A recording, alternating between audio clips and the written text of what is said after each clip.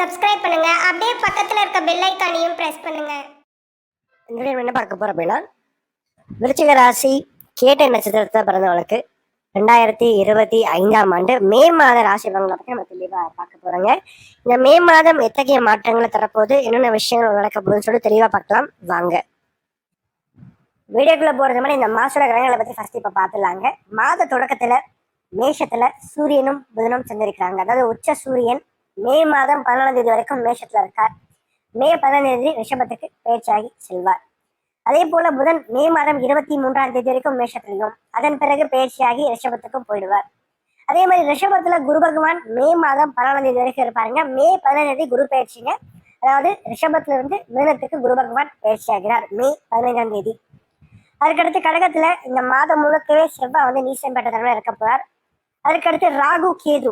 ராகு மீனத்துல, கேது கன்னியில மே மாதம் 15ஆம் தேதி வரைக்கும் இருப்பாங்க. மே 18ஆம் தேதி ராகு கேது பயிற்சி. அதாவது கும்பத்துக்கு ராகு வரப்போறார், சிம்மத்துக்கு கேது வரப்போறார். அதே மாதிரி மீனத்துல சுக்கிரன் இந்த மாதம் முழுக்கவே உச்சம் பெற்ற தன்மையில இருக்க போறார். கூட சனியும் பார்த்தீங்கன்னா இந்த மாதம் முழுக்கவே மீனத்துல சுக்கிரனோட சேர்ந்து இருக்க போறார். ஸோ இதுதான் வந்து இந்த மாசத்தோட கிரக நிலைங்க. விருச்சிக ராசி அதிபதி யாருன்னு பார்த்தீங்கன்னா செவ்வாய். விருச்சிக ராசி கால புருஷனுக்கு 8வது ராசியா வருதுங்க. இதுல கேட்டு நட்சத்திரம் வந்து பாத்தீங்கன்னா விருச்சிகத்துல 3வது நட்சத்திரமா வரும். கேட்டினுடைய அதிபதி யாருன்னு பார்க்கும்போது புதன் தான். அதாவது இந்த மாதத்தை பொறுத்த வரைக்கும் ராசிநாதன் சொல்லப்படக்கூடிய செவ்வாய் மாதம் முழுக்கவே ராசிக்கு பாக்கியஸ்தானத்துல நீசம் பெற்ற தன்மையில இருக்கிறது அந்த அளவுக்கு ஒரு சிறப்பு குறைவு தாங்க உங்களை பொறுத்த வரைக்கும். சரிங்களா? அதாவது விருச்சிகத்துல பிறந்த கடந்த சில மாதங்களாவே வந்து பாத்தீங்கன்னா செவ்வாயினுடைய நிலை அந்த அளவுக்கு சிறப்பா இல்லை. சரிங்களா? ரெண்டாவது சுக்கிரனுடைய நிலையும் அந்த அளவுக்கு சிறப்பா இல்லை. அதே போல சூரியன் ராசிக்கு 10ஆம் அதிபதி அவர் தான். அவர் 6ஆம் இடத்துல மறைந்து பெற்ற தன்மையில புதனோட சேர்ந்திருக்கார். 8ஆம் அதிபதியோட சேர்ந்து கடந்த ஒரு மாத காலமாகவே இப்படிப்பட்ட தன்மையில தான் இருக்கார். சரிங்களா? ஏன்னா கடந்த ஏப்ரல் மாதம் பாத்தீங்கன்னா ராசிக்கு 5ஆம் இடத்துல சனியோடையும் ராகுவோடையும் சேர்ந்திருந்தார். இந்த மே மாதத்தை பொறுத்த வரைக்கும் பார்த்தீங்கன்னா முதல் பகுதியில ராசிக்கு 6ஆம் இடத்துல உச்சம் பெற்று 8ஆம் சொல்லப்படக்கூடிய புதனோட சேர்ந்திருக்கார். ஸோ அந்த அளவுக்கு பெரும்பாலும் சூரியனும் பார்த்தீங்கன்னா நல்ல ஒரு தன்மையில பெருசா இல்லை. ஸோ அப்போ இந்த காலகட்டங்கள் நிறைய பிரச்சனைகள், நிறைய போராட்டங்கள் சார்ந்த விஷயங்கள் நிறைய விருச்சிக ராசிக்காரங்க பார்த்துருப்பீங்க. குறிப்பா ஆரோக்கியம் சார்ந்த வழியில, கடன் பிரச்சனைகள் சார்ந்த வழியில, பொருளாதாரம் சார்ந்த வழியில கொஞ்சம் பிரச்சனைகளை கண்டிப்பாக நீங்க வாழ்க்கையில சந்திச்சிருப்பீங்க அப்படின்னு சொல்லலாம்.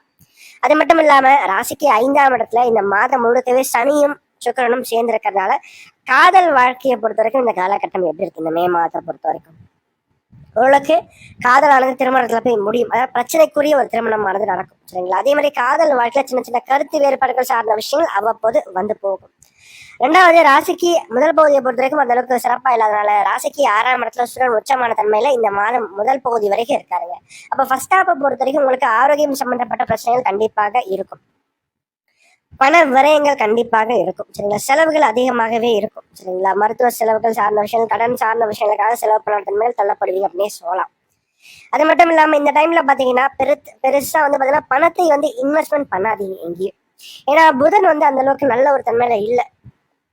செகண்ட் ஹாஃப்ல தான் ஓரளவுக்கு நல்ல ஒரு சேஞ்சஸை கொடுப்பாங்க. சரிங்களா? முதல் பகுதியை பொறுத்த வரைக்கும் கேட்டையில பிறந்தவங்களுக்கு அந்த அளவுக்கு நல்ல பலன்கள் நான் பெருசா சொல்லவே மாட்டேன். சரிங்களா? கொஞ்சம் பொறுமை, நிதானம் சற்று அதிகமா உங்களோட வாழ்க்கையில தேவை. அதுவும் பணம் கொடுக்கல் வாங்கல் விஷயத்துல அதிகமான ஒரு கவனம், அதிகமான ஒரு அக்கறையை நீங்க எடுத்துக்கிட்டா சிறப்பா இருக்கும். அதே மாதிரி ராசிக்கு 7ஆம் இடத்துல குரு பகவான் இருக்காருங்க. 2வது பேர்ல 8ஆம் இடத்துக்கு மறைந்த குடும்ப ஸ்தானத்தை பார்க்கறாங்க. திருமணம் சார்ந்த முயற்சிகள் வெற்றியை கொடுக்கும். திடீர் கல்யாணம். சரிங்களா? திடீர்னு டக்குன்னு பார்ப்பீங்க, டக்குன்னு முடிஞ்சிடும், டக்குன்னு கல்யாணத்தை முடிச்சிருவீங்க. சரிங்களா?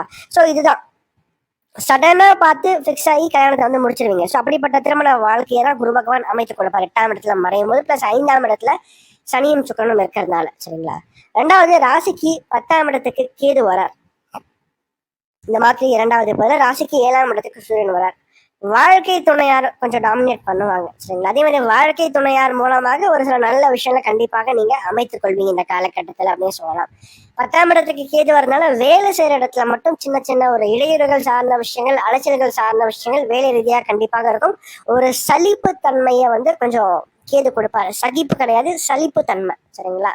இந்த மாதிரி என்னன்னா அடைச்ச மாதிரி திரும்ப அரைச்சிட்டு இருக்குமேன்னு சொல்லிட்டு ஒரு சலிப்பை வந்து இந்த கேது கொடுப்பார். அதனால எந்த எக்காரத்தை கொண்டும் இந்த காலகட்டத்தை பொறுத்தது விருச்சிக ராசிக்காரங்க வேலையை விடாதீங்க. சரிங்களா? வேலை ரீதியாக கொஞ்சம் பிரச்சனைகள் இருந்தாலும் கொஞ்சம் இன்னும் 2 மாசம் கழிச்சு கண்டிப்பாக இந்த நிலை மாறும். சரிங்களா? ஏன்னா சூரியன் வந்து ஓரளவுக்கு வலுவான தன்மையில வந்துருவார், செவ்வாயும் பார்த்தீங்கன்னா வலுவான தன்மையில வந்துருவார். அப்போ கண்டிப்பா மாற்றம் வந்து எதிர்காலத்துல இருக்கு. ஆனா இந்த டைம்ல நீங்க வந்து வேலையை விட்டீங்கன்னா இன்னொரு வேலை கிடைக்கிறது ஒரு குதிரை கொம்பா போயிடும்.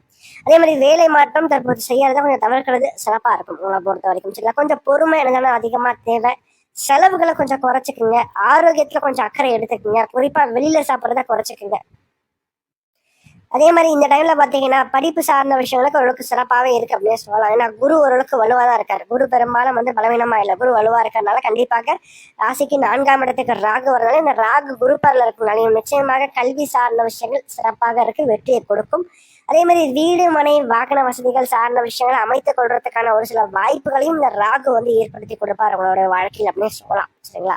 ஸோ ஒட்டுமொத்தமாக இந்த காலகட்டங்கள் நான் சொன்ன விஷயத்துல மட்டும் நீங்க கொஞ்சம் அக்கறை எடுத்துக்கிட்டா சிறப்பா இருக்கும். மற்றபடி ஓரளவுக்கு ஏற்றத்தை கண்டிப்பாக கொடுக்கும். என்ன ஒண்ணு, இந்த மாற்றிய முதல் பகுதி உங்களை பொறுத்த வரைக்கும் ரொம்ப சுமார். ஆனா 2வது பகுதி ஓரளவுக்கு மாற்றங்கள் கண்டிப்பாக உண்டு.